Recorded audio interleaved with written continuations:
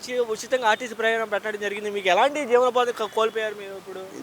కోల్పోయామండి. మొత్తం ఫ్రీ బస్సులు అనడం, తర్వాత ఈ ఆటో వాళ్ళు ఒక ఆట ఆడుకున్నట్టు అయింది ఇప్పుడు. ఆ?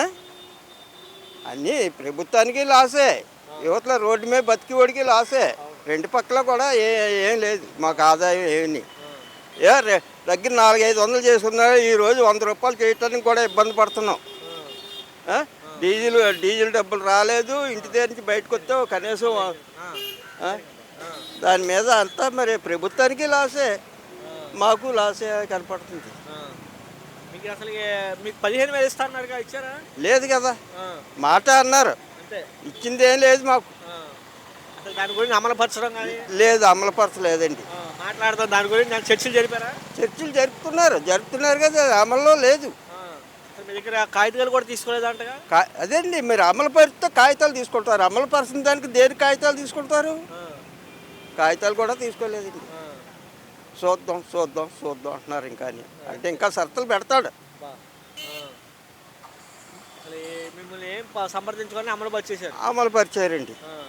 అంటే ఇంకా ఈఎంఐలు కట్టుకోవడానికి కూడా చాలా ఇబ్బంది ఏంటండి, బళ్ళు ఆపేసుకోవాల్సి వస్తుంది. ఫైనాన్స్ వాళ్ళు కూడా ఒత్తిడి చేస్తున్నారు అప్పుడేని. గతంలో ఎంత తోలేవాళ్ళు అంటారు, ఇప్పుడు ఎంత? ఇప్పుడు అసలు వ్యాపారం ఏం లేదండి. ఈ బస్సులు వచ్చిన తర్వాత ఇంతవరకు అంటే బాగానే ఉండేది. జగన్ గారి ప్రభుత్వంలో అయితే ఎక్కడ ఒత్తిడి లేదు, ఆటో వాళ్ళకి కానీ ఎవరికి ఒత్తిడి లేదు. ఇప్పుడు ఈ ప్రభుత్వం మారిన తర్వాత మోటార్ ఫీల్డ్కి ఒత్తిడి ఎక్కువైంది. జనాలకి డబ్బులు కూడా లేవు.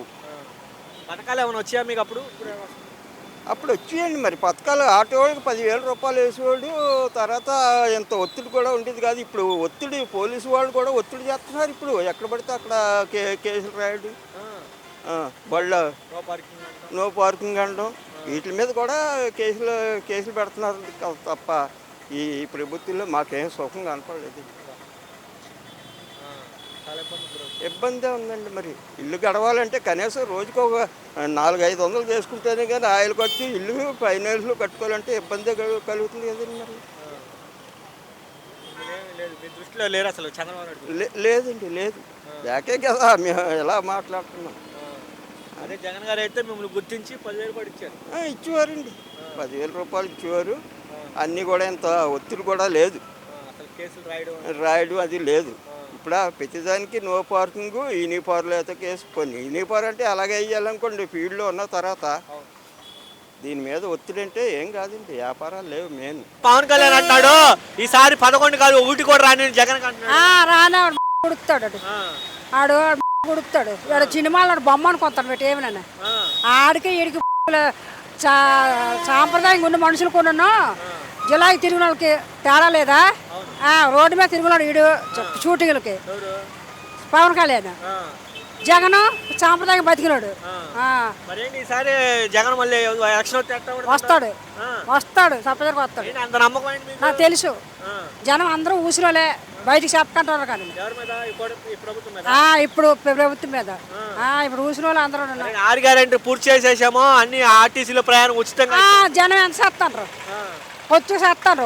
ఇప్పుడు బలం ఉన్న వాళ్ళు ఎక్కుతారు, 4 బలం చేస్తాను.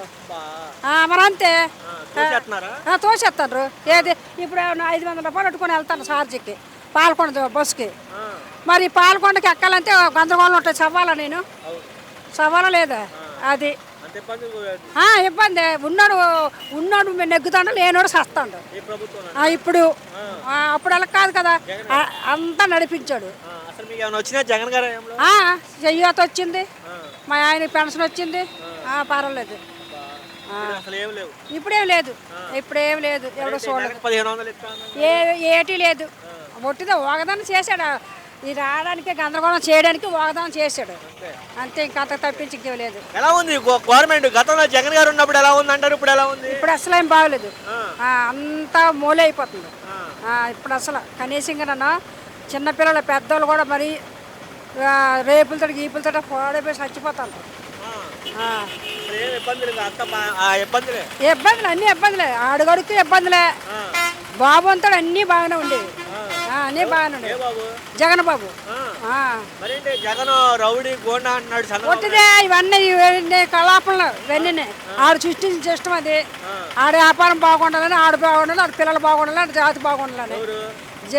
చంద్రబాబు నాయుడు మరి జగన్ రౌడీ గోండా లేదు ఒట్టిదే ఇదల్లా ఒట్టిదే వాళ్ళందరూ కలాపన మరి చంద్రబాబు నాయుడు 6 గ్యారెంటీ ఇచ్చిన తర్వాత సుప్రపాలంగా ఉన్నారు జనాలు అందరూ అంటున్నాడు ఆ ఒట్టిదే ఆడు సొమ్ము తిన్నోళ్ళ ఆడాడు కుమ్మప్ప అయిపోయిన వాళ్ళకి చేస్తాడు అలాగా ఇప్పుడు మరేంటి చూస్తున్నారు వైజాగ్ స్టీల్ ప్లాంట్ ప్రైవేట్ పరం చేస్తున్నాం అని చెప్పి వార్తలు వస్తున్నాయి అసలు అది జరిగితే ఎలా ఉంటుంది అంటారు అసలు దానివల్ల ఎంతమంది ఎంప్లాయీస్ నష్టపోయారు అది కరెక్ట్ కాదన్న ప్రైవేటు పరం. ఇప్పుడు ఉదాహరణ చూద్దాం, ఒకప్పుడు రాజులు పరిపాలించేవారు. ఏనుగులు ఎవరు మేపేవారు? రాజులే మేపేవారు. నీలాంటి నాలాంటి మేపలేడు. అలాగని ఏనుగుతో ఉపయోగం ఏంటి ఉందంటే దాని యుద్ధం వచ్చినప్పుడు దాని ఉపయోగం ఉంటుంది. అంతే తప్పించి అత్తమానికి ఏనుగెళ్ళి దున్నడం కానీ ఉడ్డం కానీ చేయదు. అలాగే స్టీల్ ప్లాంట్ కూడా అంతే. ఒకసారి ఆదాయం వచ్చేదంటే వచ్చేది, వచ్చిన టైంలో వస్తుంది. దాన్ని కాపాడుకొని ఉంచుకోవడం మన హక్కు అంతే. ఎంతోమంది ప్రాణత్యాగాలు చేసినటువంటి ఈ స్టీల్ ప్లాంట్ని కూటమి ప్రభుత్వం ఎంతో మెజార్టీ ఇచ్చారు గాజువాకలో, ఎందుకని మౌనం ఓటిస్తుంది? అయితే కరెక్ట్ కాదండి. ఏదైనా ఇప్పుడు ఇండస్ట్రీ అంటే ఒకటి మనం కట్టుకున్నాం అంటే దాన్ని ఉంచాలి తప్పించి దాన్ని పోగొట్టడానికి ట్రై చేయకూడదు. ప్రైవేటీకరణ ఎవరంటే పరిపాలించగలరు? ఏనుగు నువ్వు నేను మేపగలమా? అది రాజులే మేపగలరు. ఎందుకంటే ఆడికి వచ్చే ఆదాయాన్ని బట్టి దాన్ని మేపగలరు, అంతేనా? అలాగని చెప్పి ఏనుగుతో ఆదాయం ఏంటంటే వచ్చే టైంలో వస్తుంది ఆదాయం. నేను ఉదాహరణ అదే చెప్తున్నాను. ఇప్పుడు ఆవులు మేకలు మేపినట్టు ఏనుగుని మేపాలంటే దానికి ఒక రాజు అనేది కావాలి, దానికి పెద్ద అధికారం కావాలి. అలాగే స్టీల్ ప్లాంట్ కూడా మనకు వచ్చినప్పుడు మనం రక్షించుకోవాలి. గతంలో జగన్ గారు కూడా ప్రైవేటీకరణ చేస్తే కనుక మాకు ఇచ్చేయండి, మీ రాష్ట్రంలో మేము కాపాడుకుంటాము, లేకపోతే మేము రన్ చేసుకుంటాం అన్నారు. కానీ ఆ స్థానంలో ఆ మాటలు ఎందుకని మాట్లాడలేకపోతే? అప్పుడు గతంలో జింక్ కూడా ప్రైవేటీకరణ చేసేస్తే రన్ అయిపోద్ది అన్నారు కదా. ఏది జింక్ రన్ అవుతుందా? ఎంతమంది ఇప్పుడు ఎంప్లాయీస్ ఎంతమంది రోడ్డు మీదకి వచ్చారు? అది ఇప్పుడు ఏటవుతుంది? ఖాళీగా ఏడుతుంది. దానివల్ల ఏం లాభమా గవర్నమెంట్కి? ఏం లాభం లేదు, అంతేనండి. పెద్దమ్మా ఇక్కడ చూస్తున్నారుగా, జగన్ గారు ఉన్నప్పుడు ఎలా ఉందంటారు, ఇప్పుడు ఎలా ఉంది పరిపాలన?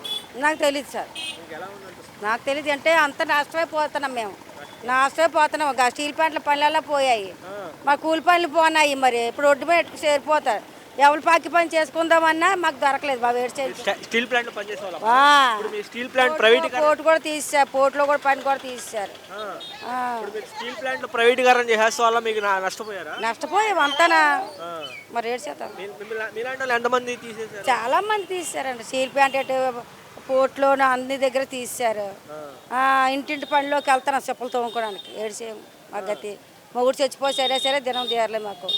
మరి ఇంతకుముందు ఏమో చెక్కులు ఇస్తారు, ఇంటి మంది చెక్కులు ఇచ్చారు, ఢిల్లీ తీశారు.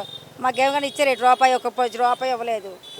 మరి గతంలో జగన్ గారు ఉన్నప్పుడు వచ్చిన పథకాలు మీకు ఏమన్నా వచ్చాయి, 18,000 రూపాయలు వచ్చాయి. ఎందుకు తిన్నది లేదు అని కూడా సార్. వచ్చాయి తిన్నాము. ఇప్పుడేమో లేవు. ఇల్లు తీసి కానీ 18,000 వాళ్ళే వచ్చింది. ఇప్పుడే అసలు ఇప్పుడేం లేవు. ఏటి ఒక రూపాయలు ఇప్పుడు ఎన్ని నెలలు అయింది తీసేసి, ఎన్ని నెలలు అయిందో ఇప్పుడు వచ్చే రూపాయి లేదు. స్టీల్ ప్లాంట్ వల్ల ఎంతమంది నష్టపోతారు? చాలా ఇప్పుడు నష్టపోయారండి. మొత్తం ఒక్క మనిషి కాదు కదా, అందరూ నష్టపోయారు. ఒక్క మనిషి నమ్మకం ఏంటి ఉంది? ఊరు జనం వల్ల నష్టపోయారు. పోర్టులో పని కూడా పోయింది.